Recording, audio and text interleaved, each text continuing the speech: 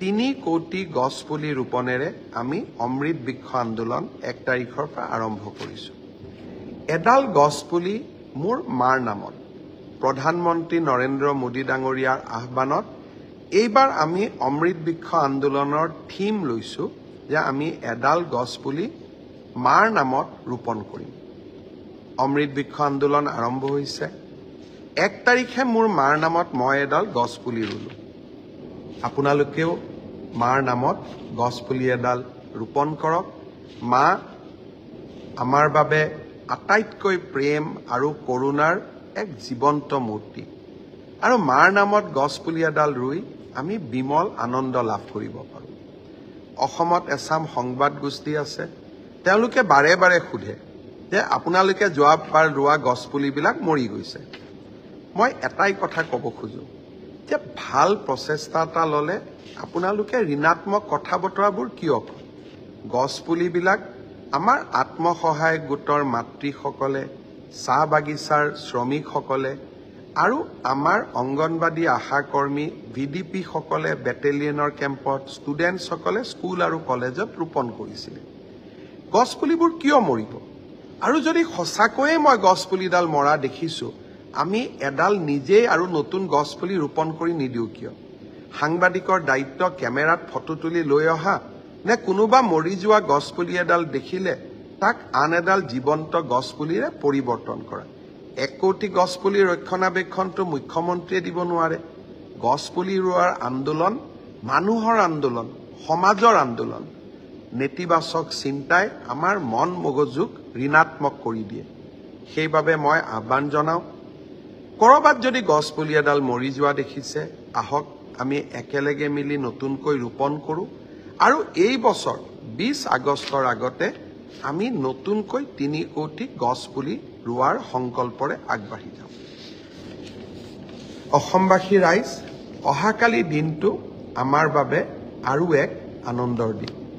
নিৰ্বাচনৰ আগতে প্ৰধানমন্ত্ৰী নৰেন্দ্ৰ মোদী ডাঙৰীয়াই জাগিৰোডত 27,000 কোটি টকা প্ৰকল্পৰ ব্যয়েৰে ছেমি কণ্ডাক্টৰ উদ্যোগৰ আধাৰশিলা স্থাপন কৰিছে।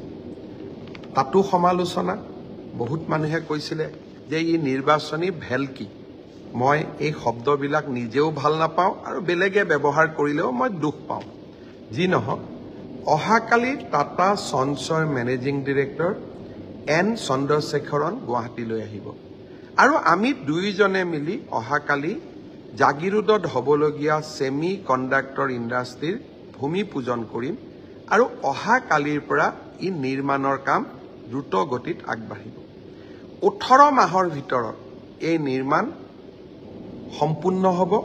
ভগৱানে কৰিলে 2026 এপ্ৰিলৰ আগতেই আমি এই ছেমি কণ্ডাক্টৰ ইণ্ডাষ্ট্ৰীও মুকলি কৰিম। অসমৰ বাবে ইয়াতকৈ গৌৰৱৰ ক্ষণ আৰু কি হ'ব পাৰে? আজি ৰাতিপুৱা বেলা মই জাৰুণমাটিৰ পৰা আমি যিখন ফ্লাইঅভাৰ বনাই আছো দীঘলী পুখুৰীলৈকে, ট্ৰেফিকৰ কষ্টও হয়, মানুহৰো যান বাহনৰ কষ্ট হৈছে। আজি আমি এটা সংকল্প ললো যে 2025 চনৰ বহাগ বিহুৰ আগতে, অৰ্থাৎ অহা বহাগ বিহুৰ আগতে নুনমাটি আৰু চানমাৰী ফ্লাইঅভাৰৰ যিটো অংশ, অৰ্থাৎ নুনমাটিৰ পৰা গাড়ী চলালে পোনে পোনে চানমাৰী ফ্লাইঅভাৰত আমি উঠিব পাৰিম আৰু জুৰোডলৈকে ওপৰে ওপৰে গুচি যাব পাৰিম। সেই অংশটো আমি অহা বহাগ বিহুৰ আগতে সম্পূৰ্ণ কৰিম আৰু তাৰ পিছৰ বহাগ বিহুৰ আগতে আমি চানমাৰীৰ পৰা দীঘলী পুখুৰী অংশটো আমি সমাপ্ত কৰিম। মুখ্য অভিযন্তা আয়ুক্ত সচিবসকলৰ লগত আৰু এটা আলোচনা কৰিছিলোঁ যে যোৰহাট চিকিৎসা মহাবিদ্যালয়ৰ সন্মুখত যিখন ফ্লাইঅভাৰ নিৰ্মীয়মান হৈ আছে, সেইখন আমি কোনদিনা সম্পূৰ্ণ কৰিব পাৰোঁ। মোৰ ইচ্ছা আছিল যোৱা বছৰ ফেব্ৰুৱাৰীতে সম্পূৰ্ণ কৰা, কিন্তু লোহা বালি শিলৰ কাম মুখ্যমন্ত্ৰীয়ে ইচ্ছা কৰিলেও নহয়। আজি আমি সকলোৱে সিদ্ধান্ত ললো যে দুৰ্গা পূজাৰ মহাপঞ্চমীৰ দিনা আমি যোৰহাট মেডিকেল কলেজৰ সন্মুখৰ উৰণ সেতুখনো আমি ৰাইজৰ বাবে মুকলি কৰিম।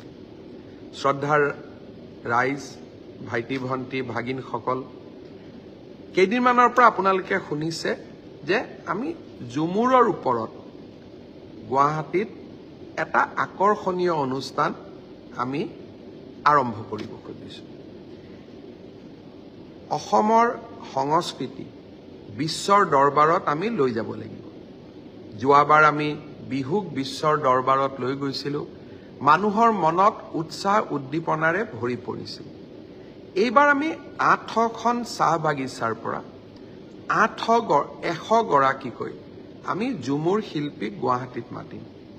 20 নৱেম্বৰত 8000 ঝুমুৰ শিল্পীয়ে একেলগে ঝুমুৰ নৃত্য পৰিদৰ্শন কৰিব আৰু ঝুমুৰক বিশ্বৰ দৰবাৰলৈ লৈ যোৱাৰ এক নতুন প্ৰচেষ্টা হাতত ল'ব। মই আশা কৰোঁ যে ইয়াত আৰু সমালোচনা যাতে কোনেও নকৰে। অসমৰ সংস্কৃতিক বিশ্বৰ বুকুত লৈ যাবলৈ প্ৰচেষ্টাক অন্তত যাতে সমালোচনা কৰা নহয়। আজি আমি এইটো সিদ্ধান্ত লৈছোঁ, ঝুমুৰৰ পিছত কোকৰাঝাৰত আমি 10,000 শিল্পীৰে বাগৰুম্বাৰো এটা প্ৰদৰ্শন কৰিম। কাৰণ অসমৰ ছফ্ট পাৱাৰ, বহুত ৰাজ্যৰ হাৰ্ড পাৱাৰ আছে, যে আমাৰ ইণ্ডাষ্ট্ৰী আছে, ৰিফাইনেৰী আছে, কয়লা আছে, আমাৰ বহুত ডাঙৰ ডাঙৰ উদ্যোগ আছে।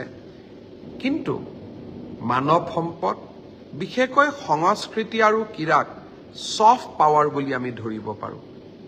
আৰু এই ছফ্ট পাৱাৰ যদি এখন ৰাজ্যত থাকে, সেই ৰাজ্যখনেও অৰ্থনৈতিকভাৱে উন্নতি কৰিব পাৰে, কাৰণ ছফ্ট পাৱাৰে পৰ্যটকক আকৰ্ষণ কৰে। ঝুমুৰ বাগৰুম্বাই অসমৰ সাংস্কৃতিক জগতখনক বিশ্বৰ মানচিত্ৰত আকৌ এবাৰ লৈ যাব। অহাকালি আমি আৰু এটা কৰিম। অসমত পৰ্যটন উদ্যোগ আমি যদি শক্তিশালী কৰিব নোৱাৰোঁ, তেতিয়াহ'লে আমি মানুহৰ মাজত কৰ্মসংস্থাপন সৃষ্টি কৰিব নোৱাৰোঁ। কাজিৰঙাৰ হাতীখুলি চাহ বাগিচাত টাটা গ্ৰুপে এখন নতুনকৈ 5 ষ্টাৰ বনাব। মানুহে ক'ব পাৰে যে 5 ষ্টাৰ কিয় লাগে? টকা খৰচ কৰিব পৰা পৰ্যটকসকল কাজিৰঙাত আহিলেহে কাজিৰঙাৰ ওচৰ পাজৰৰ ৰাইজৰ অৰ্থনৈতিক সমৃদ্ধি হ'ব। আমি যদি টকা খৰচ কৰিব নোৱাৰা পৰ্যটকসকল বাহিৰৰ পৰা আহে, তেওঁলোকে কাজিৰঙাত 200 টকা খৰচ কৰিব, 2000 টকা খৰচ কৰিব। কিন্তু টকা হাতত থকা যদি এজন পৰ্যটক কাজিৰঙালৈ আহে, তেওঁ কাজিৰঙাত 20,000 টকা খৰচ কৰিব। অৰ্থাৎ এই 20,000 টকা কোনে পাব? কাজিৰঙাৰ ওচৰ আশে পাশে ব্যৱসায় বাণিজ্য, হোটেল, জীপ চাফাৰী, এওঁলোকৰ হাতত 20,000 টকা থাকি যাব, অৰ্থনৈতিক উন্নতি হ'ব। কাজিৰঙাত এখন 5 তাৰকা হোটেলে অসমলৈ নেক্সট লেভেলৰ টুৰিষ্টসকলক অনাত প্ৰভূত পৰিমাণে সহায় কৰিব। মই আশা কৰোঁ যে এনেবোৰ কামৰ মাজেৰে আমি ৰাজ্যখনক আগুৱাই লৈ যাম। মাজে মাজে নতুন নতুন কথা ওলাই থাকে। চৰাইদেউ মৈদাম বিশ্ব ঐতিহ্য ক্ষেত্ৰ হ'ল।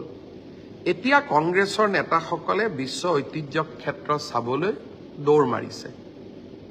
আমি যোৱা 3টা বছৰত বাৰে বাৰে বিশ্ব ঐতিহ্য ক্ষেত্ৰলৈ গ'লোঁ, কাৰণ আমাৰ বিশ্বাস আছিল যে আমি ইয়াত কিবা এটা কৰিব লাগিব। কাম হোৱাৰ আগত কষ্ট কৰিব লাগে, কাম হোৱাৰ আগত পৰিশ্ৰম কৰিব লাগে, আৰু কাম হোৱাৰ পিছত ক্ৰেডিট ল'ব লাগে। আপোনালোকে চিন্তা কৰিব যে কাম হোৱাৰ আগত পৰিশ্ৰম কৰাজনে তেওঁক আমি কি বুলি আমি তেওঁক চিনাক্ত কৰিম, আৰু কাম হ'বৰ পিছত ক্ৰেডিট ল'বলৈ দৌৰি যোৱাসকলক আমি কি বুলি চিনাক্ত কৰিম? সিদ্ধান্ত আপোনালোকৰ মাজত আগত দিলোঁ। গুৱাহাটী মেডিকেল কলেজ, আন বিভিন্ন মেডিকেল কলেজত চিকিৎসাৰ বাবে আমি লোৱা সেৱাৰ মাচুল বৃদ্ধি হোৱা বুলি বাতৰি কাকতত লিখিছে।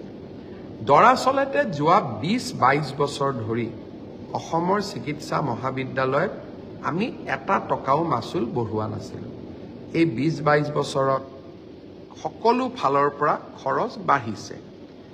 সেইবাবে আমি অকণমান মাচুল মেডিকেল কলেজবিলাকক বঢ়াবৰ কাৰণে অনুমতি দিছোঁ। কিন্তু তাতো মই কৈছোঁ যে আপোনালোকে তাতহে বঢ়াব য'ত নেকি দুখীয়া মানুহৰ ক্ষতি নহয়। যোৱা দুদিন আগতে মই মেডিকেল কলেজৰ প্ৰিন্সিপালসমূহকো মাতিছিলোঁ আৰু তেওঁলোকক মই আৰু এটা নিৰ্দেশ দিছোঁ যে দৰিদ্ৰতাৰ সীমাৰেখাৰ তলত থকা লোকসকলে যাতে এটা টকাও খৰচ কৰিব নালাগে। আয়ুষ্মান ভাৰত, আয়ুষ্মান অসম কাৰ্ড দুখনটো থাকিবই।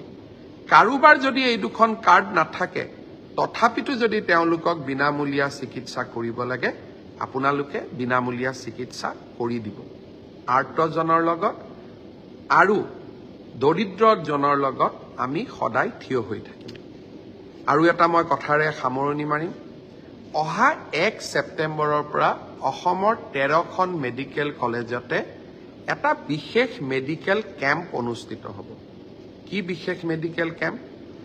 আমাৰ হৃদয় যন্ত্ৰত বা আমাৰ হৃদয়ত যিসকলৰ বিন্ধা আছে, চেদ আছে, বা আমাৰ শিশুসকলৰ 12 বছৰৰ তলৰ 14 বছৰৰ তলৰ শিশুসকলৰ যাৰ হৃদয় ৰোগত যোনে আক্ৰান্ত হৈ আছে তেওঁলোকক আমি এই কেম্পবিলাকৰ মাজেদি চিনাক্ত কৰিম।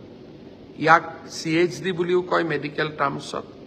যাক অপাৰেশ্যনৰ প্ৰয়োজন হ'ব তেওঁলোকক আমি বেংগলোৰ, বোম্বে, গুৱাহাটী বেমাৰৰ ষ্টেটাছ অনুসৰি বিভিন্ন জাগাত গৈ আমি অপাৰেশ্যন কৰাই লৈ আহিম। বৰ্তমানলৈকে আমি 11,000 শিশুক অপাৰেশ্যন কৰাইছোঁ। 11,000 শিশুক। পেপাৰে পত্ৰ এইবোৰ কথা নিলিখে, সাংবাদিকসকলে এইবিলাক কথা লিখি বেয়া পায়। 11,000 শিশুক অসম চৰকাৰে হৃদয় ৰোগৰ অস্ত্ৰোপচাৰ বিনামূলীয়াকৈ কৰি দিছে। এতিয়া আমি 1 ছেপ্টেম্বৰৰ পৰা আৰু এটা মেডিকেল কেম্প কৰিম। আপোনালোকৰ ঘৰৰ কাষৰ, গাঁৱৰ কাষৰ কোনোবা যদি শিশু 14 বছৰৰ তলৰ শিশু হৃদয় ৰোগত আক্ৰান্ত হৈ আছে অসমৰ মেডিকেল কলেজসমূহত আপোনালোকে লৈ আহিব আৰু এবাৰ মেডিকেল কলেজত অনাৰ পিছত তেওঁলোকৰ চিকিৎসাৰ সম্পূৰ্ণ দায়িত্ব ৰাজ্য চৰকাৰে গ্ৰহণ কৰিব। ইয়াৰ লগত এইবাৰ প্ৰথমবাৰৰ বাবে আমি বন মেৰু ট্ৰান্সপ্লান্ট অৰ্থাৎ হৃদয় ৰোগৰ উপৰিও আমাৰ মাজত থেলাছেমিয়াৰ কিছুমান পেচেণ্ট আছে।